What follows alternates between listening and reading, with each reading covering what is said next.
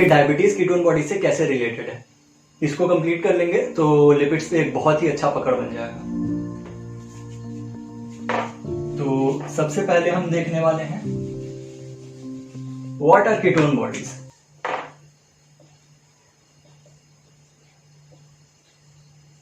Ketone bodies है क्या, इसको आप सिंपल सा समझ लीजिए। कीटोन बॉडीज यानी जिसमें कीटोन ग्रुप प्रेजेंट हो। कीटोन ग्रुप क्या होता है, आप इसको कार्बोक्सी ग्रुप भी बोल सकते हैं। आजू बाजू एल्काइल ग्रुप्स लगे होते हैं, कोई भी दूसरे ग्रुप्स लगे होते हैं जो किससे अटैच्ड है, कार्बोक्सी से अटैच्ड है, तो इसको कीटोन ग्रुप बोला जाता है। कीटोन बॉडीज में कीटोन ग्रुप प्रेजेंट होगा। सबसे पहला कीटोन हम क्या पढ़ते हैं, ऑफ कोर्स द एसीटोन। तो सबसे पहला कीटोन बॉडी हम जान सकते हैं एसीटोन होता है।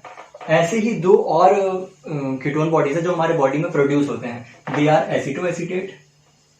एसीटोएसीटेट और एक है beta hydroxy butyrate. Beta hydroxy butyrate.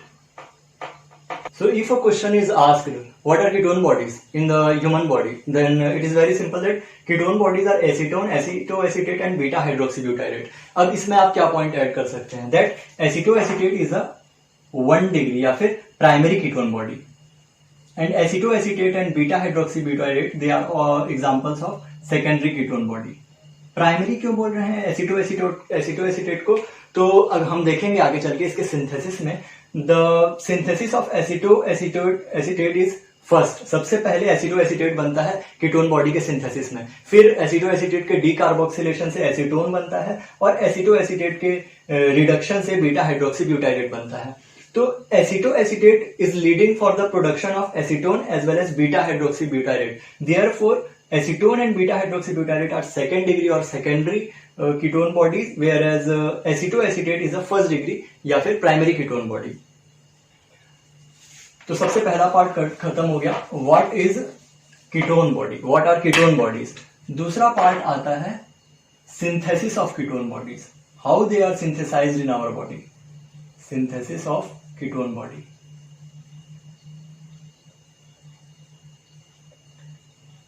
इसको जानने से पहले हम ये जान लेते हैं कि why there is a need for the synthesis of ketone body. एक आपको बेसिक बता देता हूं कि हमारे बॉडी में जैसे ग्लूकोज होता है, उसको जब भी ब्रेक डाउन करेंगे तो वो ग्लाइकोलिसिस के अंदर जाएगा। ग्लूकोज का ब्रेक डाउन ग्लाइकोलिसिस कहलाता है और फिर वो ग्लाइकोलिसिस क्रब साइकिल में एंटर करता है और एनर्जी प्रोडक्शन होता है। वैसे ही ये फैट्स भी एनर्जी प्रोड्यूस करते हैं। किस तरीके से, so it undergoes to the beta oxidation. जैसे ग्लूकोज ग्लाइकोलिसिस में जाते हैं वैसे ही फैटी एसिड्स जो है हमारे बीटा ऑक्सीडेशन में जाते हैं, और बीटा ऑक्सीडेशन का जो एंड प्रोडक्ट होता है वो एसिटिल कोएंजाइम ए होता है। एसिटिल कोएंजाइम ए और acyl coenzyme A, these two are the end products of beta oxidation. तो मेन जो बीटा ऑक्सीडेशन कंप्लीट हो गया उसमें हम लोगों को एनर्जी नहीं मिलता। नाउ दिस एसिटाइल कोएंजाइम में enters the tricarboxylic acid cycle और द क्रब साइकिल, और उसके बाद जब वो ट्राइकार्बोक्सिलिक एसिड साइकिल में एंटर करता है उसके बाद जो एनर्जी प्रोडक्शन होता है तो वो हमारा एनर्जी मिलता है फैट्स से। ठीक है, तो हम लोगों को एक बात ये पता चली कि बीटा ऑक्सीडेशन में एंड प्रोडक्ट्स क्या बनते हैं, एसिटिल कोएंजाइम में और एसाइल कोएंजाइम में। तो ठीक है भाई, फैट का जो भी है बीटा ऑक्सीडेशन हुआ उसका डिग्रेडेशन हुआ, तो ये acetyl coenzyme A Krebs cycle में जाने की बजाय कहां चले जाता है, तो कीटोन बॉडी फॉर्मेशन के में चले जाता है। आखिर कीटोन बॉडी के फॉर्मेशन में क्यों चले जा रहा है वो, इसके रीजंस क्या क्या हो सकते हैं। हम क्या सोच सकते हैं कि जो ये एसिटाइल कोएंजाइम में है, जो ये एसिटाइल कोएंजाइम में है, इसको क्रैब साइकिल जो है वो एक्सेप्ट नहीं कर पा रहा। ये जो हमारा टीसीए साइकिल है वो इसको एक्सेप्ट नहीं कर पा रहा। क्यों नहीं एक्सेप्ट कर पा रहा है, हो सकता है कि ये टीसीए साइकिल प्रेजेंट ही ना हो।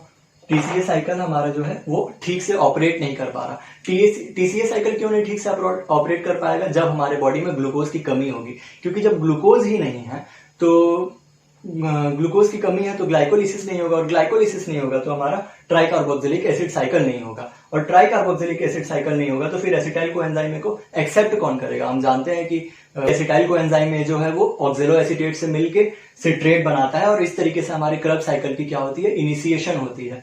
लेकिन ये ट्राइकार्बोक्सिलिक एसिड साइकिल हो ही नहीं पा रही है। क्यों? क्योंकि हमारे पास ग्लूकोज की बहुत कमी है और ग्लूकोज की कमी होने के कारण ये टीसीएस साइकिल जो हमारे बॉडी में एब्सेंट है या फिर बहुत ही रेयर हो रहा है। ठीक है, तो चूंकि एसिटाइल कोएंजाइम में टीसीएस साइकिल में एंटर नहीं कर पा रहा है, तो ये एसिटाइल कोएंजाइम में किस में एंटर करेगा? कीटोन बॉडी के सिंथेसिस में एंटर करेगा, कीटोन बॉडी के सिंथेसिस में एंटर करेगा ना। इसका प्रोसेस क्या है देख लेते हैं। सबसे पहले बीटा ऑक्सीडेशन के थ्रू, हमारे बॉडी में बीटा ऑक्सीडेशन हुआ, उसके थ्रू बनेगा acetyl coenzyme. Now this acetyl coenzyme में combines with one more acetyl coenzyme to form the acetoacetate acetoacetyl coenzyme। This acetoacetyl coenzyme में ये इससे जो है वो कोएंजाइम में लिबरेट हो जाएगा, कोएंजाइम में लिबरेट हो जाएगा और हमारा बनेगा HMG CoA। HMG CoA, इस HMG CoA को beta hydroxy butyrate, beta hydroxy beta methyl glutaryl coenzyme, ये इसका फुल फॉर्म है HMG CoA। तो एसिटोएसिटाइल कोएंजाइम में से कोएंजाइम में रिलीज हुआ और बनाया HMG CoA। Now this HMG CoA further releases out the coenzyme A and leads to the synthesis of acetoacetate। तो आप देख रहे हैं कि हमारा जो सबसे पहला कीटोन बॉडी है वो बन चुका है। अब समझ में आया इसको क्यों प्राइमरी बोलते हैं? Because it is the first ketone body to formed in our body. सबसे पहला प्राइमरी कीटोन बॉडी बन गया। अब हमको क्या कराना है? सेकेंडरी कीटोन बॉडीज का फॉर्मेशन कराना है, जो किससे होगा? एसिटोएसिटेट से होगा। तो अब ये एसिटोएसिटेट दो प्रोसेस में जाता है। सबसे पहला इसमें होता है डी कार्बोक्सिलेशन, CO2 रिलीज हो जाएगा इसमें से और ये सिंथेसिस करेगा acetone, secondary ketone body. Similarly it undergoes a reversible reaction of reduction and oxidation. इसका मतलब एसिटोएसिटेट से बीटा हाइड्रोक्सी ब्यूटाइरेट भी बन सकता है। Similarly the reversible reaction is also possible. तो यहाँ पे जो NAD+ रिड्यूसिंग एजेंट की तरह काम होता है, NADH, और बनाता है हमारा beta hydroxy butyrate, beta hydroxy butyrate. So these two are our secondary ketone bodies, the acetone and the beta hydroxy butyrate। क्यों? क्योंकि ये एसिटोएसिटेट से फॉर्म हो रहे हैं। So what is the synthesis of ketone body? The reaction or the chain of the synthesis of ketone body is the सबसे पहले fatty acids beta oxidation में जाएंगे। ये बीटा ऑक्सीडेशन के बाद हमारा जो कंपाउंड फॉर्म होगा उसे एसिटाइल कोएंजाइम में बोला जाएगा। एसिटाइल कोएंजाइम में again combines with one more molecule of acetyl coenzyme में to form a compound known as acetoacetyl coenzyme में। From this acetoacetyl coenzyme releases out and forms the HMG CoA। This HMG CoA releases out further the coenzyme A and forms the primary ketone body acetoacetate। This acetoacetate undergoes the process of decarboxylation to form acetone and undergoes the reduction to form a beta hydroxy butyrate। यहाँ पे जो points हमें याद रखने हैं, सबसे पहला ये reducing agent NAD+ है हमारा। सिमिलरली जो CoA SH, ये पॉइंट्स, ये बात याद रखिएगा। ऑलराइट, ठीक। अब कीटोन बॉडीज के बारे में कुछ और बातें जाननी है। सबसे पहला, what is the site of synthesis of ketone bodies, या फिर कीटोजेनेसिस का साइट क्या है? So it is the liver where the ketogenesis या फिर कीटोन बॉडी का सिंथेसिस होता है, लिवर में। सेकेंडली, सब सेल्यूलर साइट क्या है? सेल के अंदर ये कहाँ पे होता है? तो माइटोकॉन्ड्रिया में। Mitochondria is the place where the ketogenesis occurs. इसके स्टार्टिंग मटेरियल क्या है? तो हम जान गए हैं, the starting material is acetyl coenzyme है। What are the end product? तो एंड प्रोडक्ट हमारे तीन कीटोन बॉडीज हैं, acetoacetate, beta hydroxy butyrate and of course the acetone. इसमें कोएंजाइम्स कौन कौन से यूज होते हैं? कोएंजाइम्स या cofactors. So they are the, मैं बता चुका हूं कि इसको इसलिए इंपॉर्टेंट है, CoASH या फिर कोएंजाइम A इसको बोला जाता है, और reducing agent NADH। So there are two coenzymes in this reaction, they are CoASH and NADH। इस तरीके से हमारा कीटोन बॉडी जो है वो सिंथेसाइज हो गया। ठीक है, कीटोन बॉडी सिंथेसाइज हो गया, इसकी जरूरत क्यों पड़ी भाई? कीटोन बॉडी हम लोग सिंथेसाइज क्यों कर रहे हैं? So now talking about the utilisation of ketone body, how this ketone bodies are utilised in our body. हमारा बॉडी इनको यूज कैसे करता है? Next talking about the utilisation.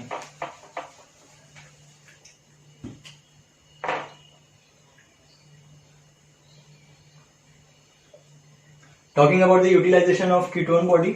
यहाँ पे एक बात याद रखनी है कि लिवर को छोड़ के हर जो हमारा बॉडी का टिश्यू है, ऑर्गन है, it is capable of utilising ketone body as a source of energy. मतलब ketone body as a source of energy जो है यहाँ पे यूज किया जा रहा है.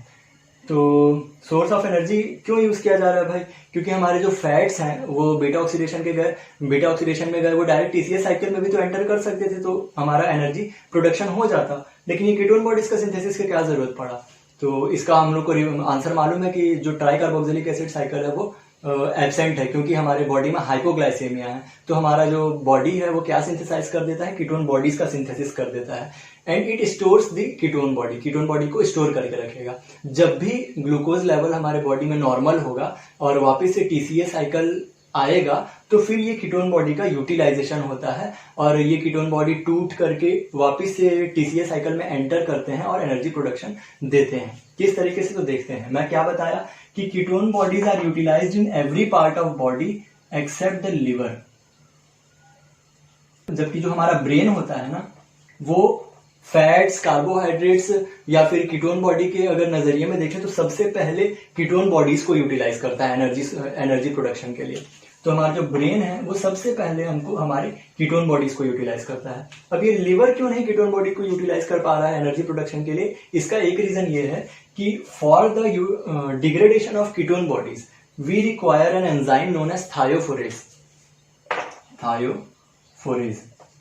ये थायोफोरेज हमको केवल और केवल लिवर में नहीं मिलेगा, बाकी सारे टिश्यूज में, मसल्स में, ब्रेन में, एडिपोज टिश्यू, इन सभी जगहों पे हमको ये थायोफोरेज मिलेगा, लेकिन लिवर में एब्सेंट होता है, इसलिए हमारा यूटिलाइजेशन नहीं हो पाता है. इसके यूटिलाइजेशन का अगर प्रोसेस देखें तो ठीक रिवर्सिबल है. वो जो कीटोन बॉडी का सिंथेसिस था ना, ठीक उसका उल्टा है, बस कुछ थोड़े एंजाइम्स डिफरेंट है. हम जानते हैं कि जो बीटा हाइड्रोक्सी ब्यूटाइरेट से जो एसिटोएसिटेट का सिंथेसिस होता है वो एक रिवर्सिबल रिएक्शन है. तो बीटा हाइड्रोक्सी ब्यूटाइरेट हमारा सिंथेसाइज कर देता है ऑक्सीडेशन के थ्रू. क्या?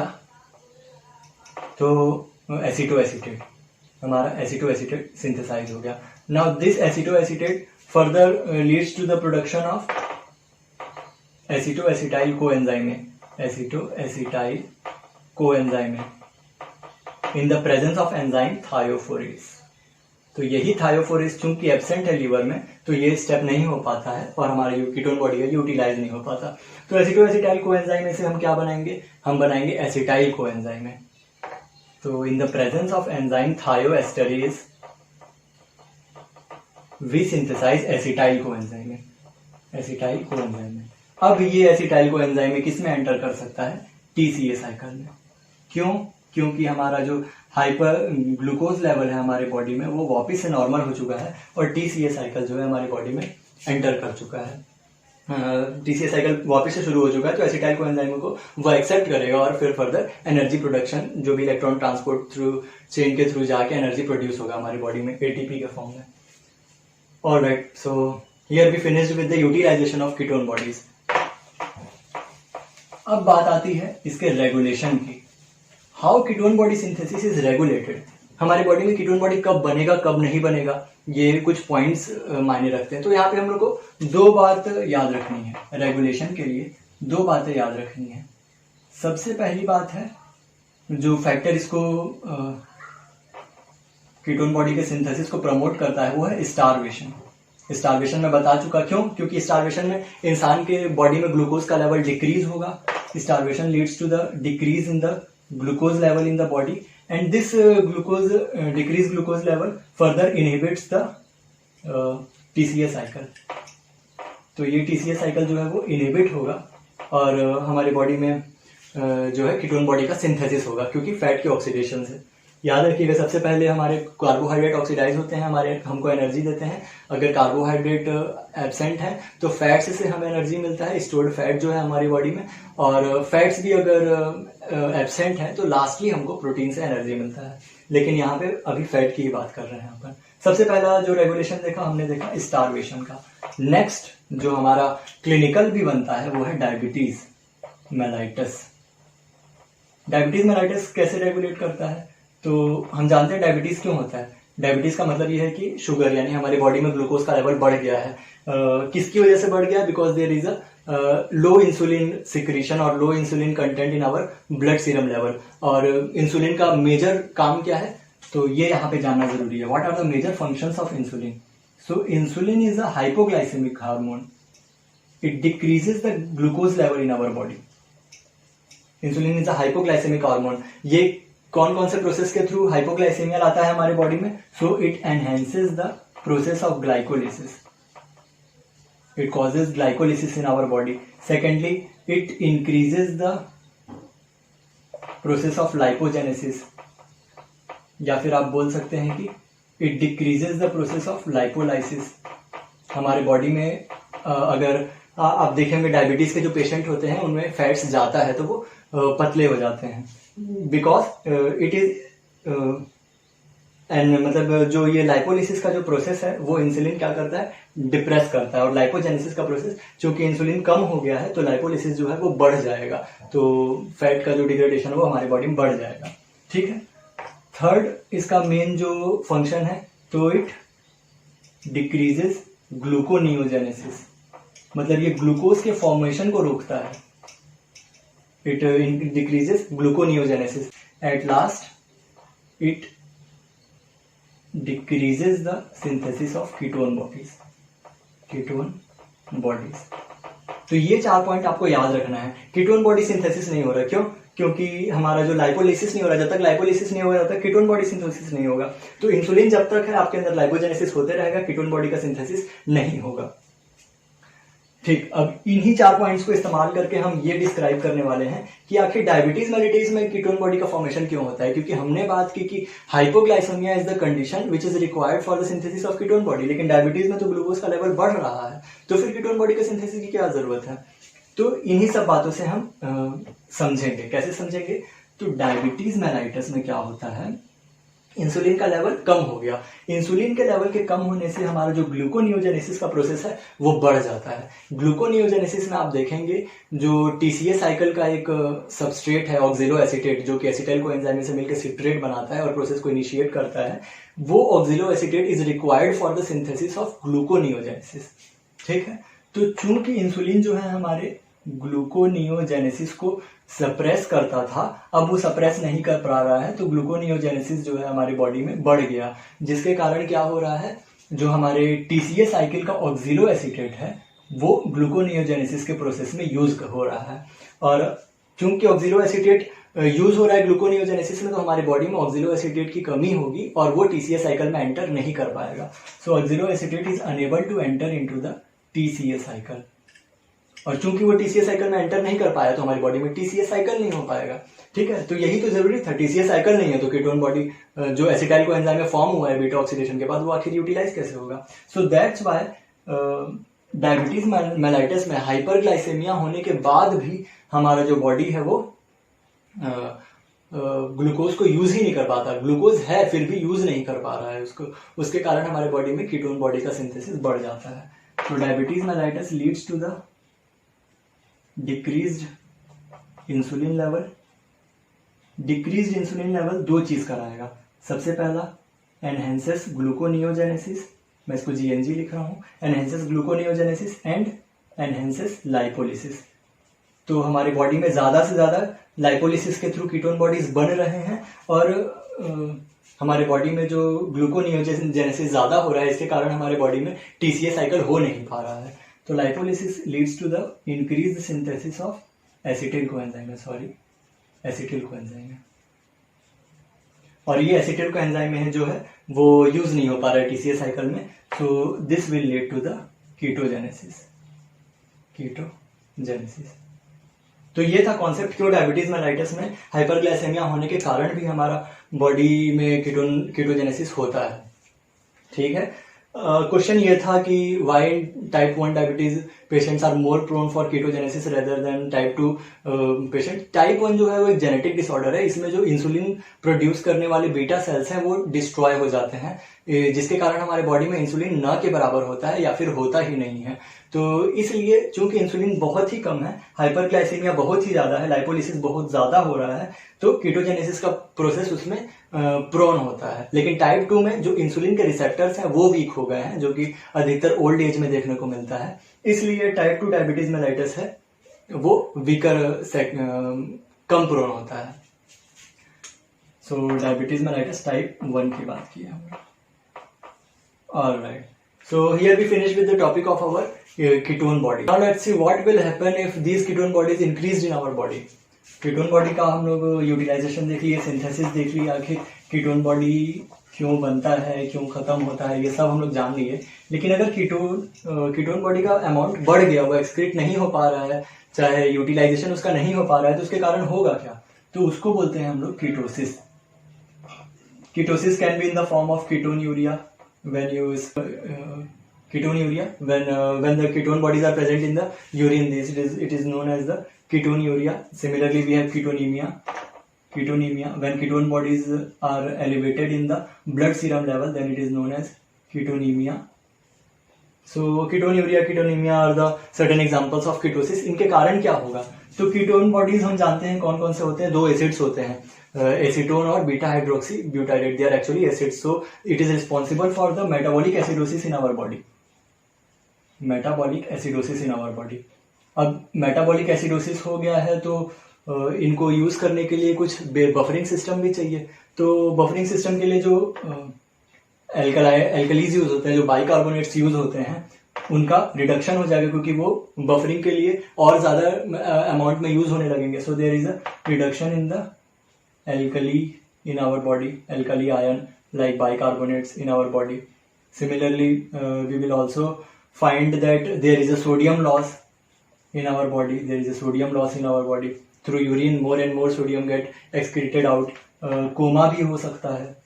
There is a मतलब बहुत ही कॉमन केस है, जब कीटोन बॉडीज बहुत ही देर तक एलिवेटेड रहे तो it causes the sodium excretion from the brain cells और water retention from the brain cells got dehydrated and there can be a case of coma. तो सोडियम रिटेंशन इंक्रीज कर रहा है ketone body, तो dehydration के भी cases हो सकते हैं। So these are the certain ill effects of ketosis in our body.